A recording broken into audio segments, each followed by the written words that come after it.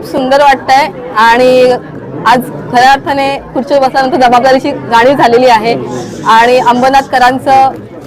सगळ्यांचे मी पहिले आभार व्यक्त करते की इतक्या मोठी जबाबदारी दिली आहे माझ्यावर, जो विश्वास दाखवला आहे त्या विश्वासाला आम्ही तडा जाऊन देणार नाही ही मी तुम्हाला आज वचन देते आहे।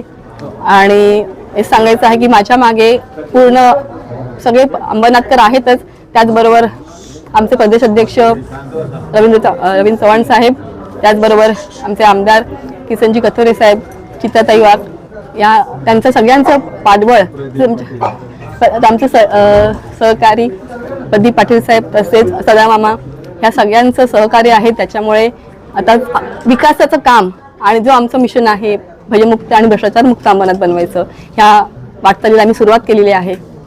ह्याच्या आधी जे झालं तेच मी म्हणेन की झालेल्या गोष्टी तशा परत घडून द्यायच्या नाहीत आम्हाला, आणि जे काम चांगल्या प्रतीचं झालं, दर्जाचं झालं तर ते टिकून राहील आणि आम्हाला तेच आहे की शाश्वत विकास करायचा आहे, नुसतं विकास नाही तर शाश्वत विकास, जेणेकरून तो दीर्घकाळ टिकेल, म्हणून आम्हाला दर्जेदार काम अपेक्षित आहे। मी नेहमी सांगते तर कुटुंब प्रमुख आपला जर स्ट्रिक्ट असेल आणि न खाणारा असेल तर खालचे जे आपले